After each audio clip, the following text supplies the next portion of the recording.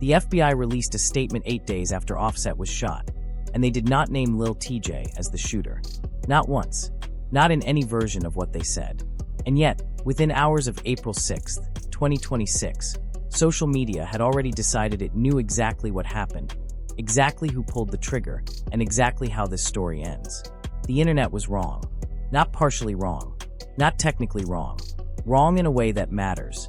Legally, factually, and in terms of what this investigation is actually building toward right now.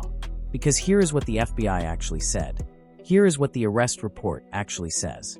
And here is the gap between those two things. A gap that tells you far more about this case than any hot take you have seen online. There is a shooter still out there. Not charged. Not identified publicly. Still free. And the FBI just asked the American public to help find him. That detail changes everything you thought you knew about this story. And that is before we get to the two SUVs. One heading toward Hollywood, one heading south toward Miami, and what their opposite directions tell federal investigators about the level of planning involved in what happened outside that casino. Stay with me for every single second of this video, because the part that changes everything comes near the end. Let's go. Let's establish exactly what we know. Confirmed. On the record. From credible sources. On April 6, 2026, at approximately 7:24 in the evening, a large group confronted and assaulted a lone victim outside the Seminole Hard Rock Hotel and Casino in Hollywood, Florida, when one of the subjects produced a handgun and fired a single shot, striking the victim point one. That victim was Offset. Real name Kiari Kendrell Cephas, 34 years old. He was taken to Memorial Regional Hospital to be treated for non-life-threatening injuries. Point two, the rapper was hospitalized for a few days. Point two. The location matters. This did not happen in a dark alley or at an after-hours party. Offset was shot during a fight in the valet area of the Oculus entrance of the hotel, according to an arrest report. Point two, the valet area, where cameras are everywhere, where hotel security is everywhere, where the public is everywhere. And the choice of that location, we will come back to that. Seminole police arrested Lil Tjay, a New York-based hip-hop artist with more than 8 million followers on Instagram, on a charge of disorderly conduct, and he was released from jail last Tuesday after posting a $500 bond. Point two. $500. That number matters too. We will come back to that. The investigation is being conducted by the Seminole Police Department, the FBI's South Florida Violent Crime and Fugitive Task Force, and the FBI Miami Field Office. Point one. 3 agencies. 1 incident. That is not a standard local investigation anymore. The Seminole Hard Rock Hotel and Casino is owned and operated by the Seminole Tribe of Florida, a federally recognized Indian tribe. Point one, and that single fact, that legal classification of the land this casino sits on, is what opened the door to federal jurisdiction. We will explain exactly what that means and why it changes the stakes for everyone involved. Now let's talk about what the internet said, and why almost all of it was wrong. Within hours of the shooting, social media had a verdict. Lil Tjay shot Offset. That claim spread across Twitter, Instagram, and YouTube comment sections with total confidence. Screenshots, clips, reactions, all built on one assumption, that because Lil Tjay was arrested in connection with the shooting, Lil Tjay must be the shooter. That is not what happened. That is not what any official document says. Rumors circulated on social media that Lil Tjay was directly involved in Offset's shooting, leading his attorney Dawn M. Florio to deny the reports. Point three. And her denial, which a lot of people dismissed as a lawyer just doing her job, was actually factually accurate. We are issuing this release in regards to false rumors that Lil Tjay was involved in a shooting which occurred at the valet area of the Seminole Hard Rock Hollywood, which resulted in non-life-threatening injuries to Offset, she said. Lil Tjay has not been shot, nor has Lil Tjay been charged with any shooting. Any reporting to the contrary is false. 3. Now, let's be precise here, because this is where things get complicated, and where this channel does the work that most don't.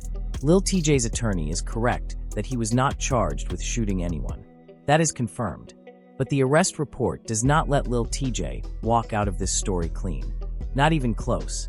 According to the arrest report, Lil Tjay exited a vehicle, pointed at Offset, and directed members of his group to begin fighting with Offset and his associates. Point four. Police allege that Lil Tjay had his phone out and was recording members of his group attacking Offset, when one of the males associated with him pulled out a firearm and discharged it, wounding one of the individuals. Point 4. Read that again slowly.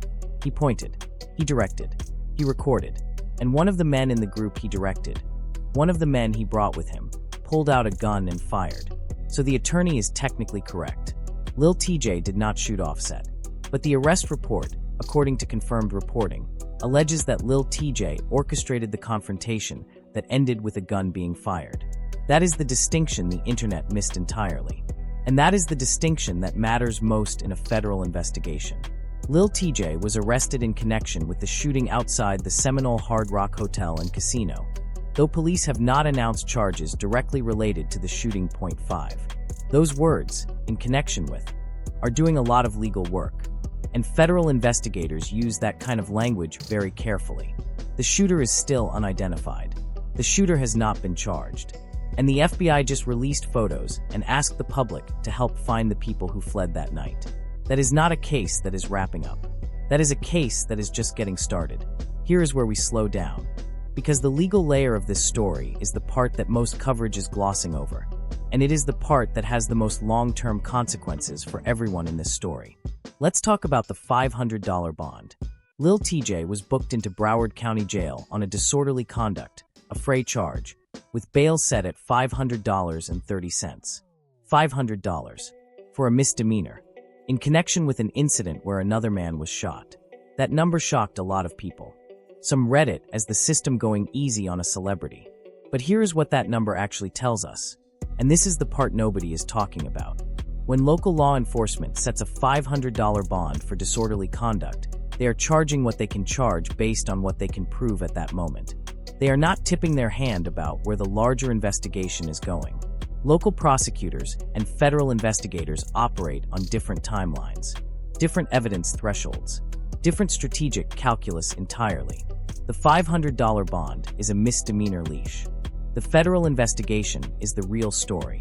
The FBI noted that the Hard Rock Hotel and Casino in Hollywood is operated by the Seminole tribe of Florida, and crimes committed on Indian land are subject to federal investigation.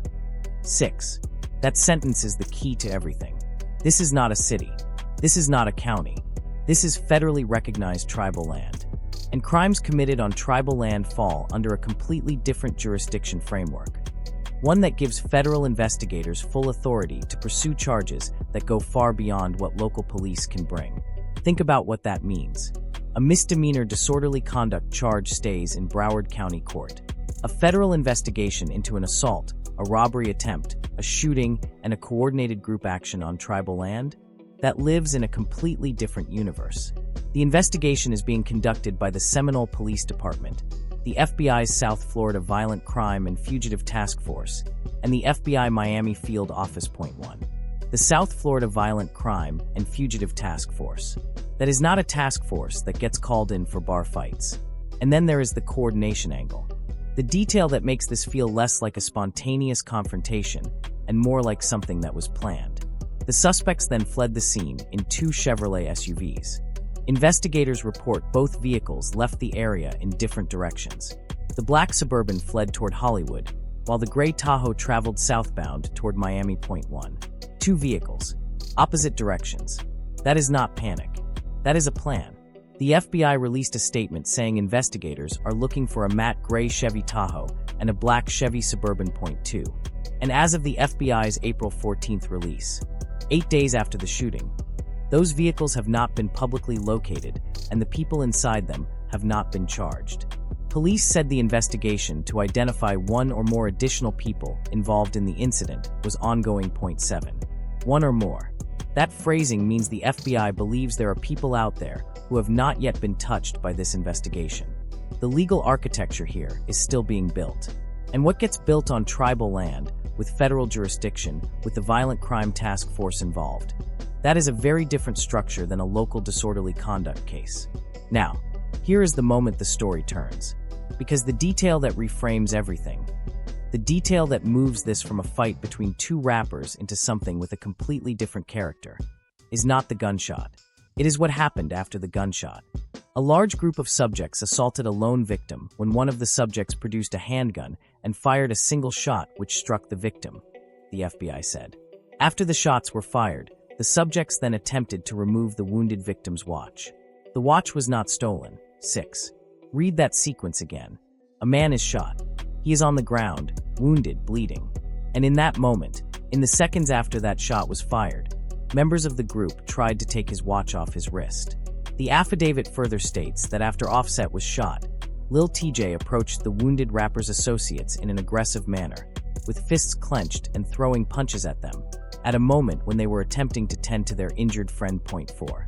So let's be exact about what the confirmed reporting describes. One man in the group fires a gun.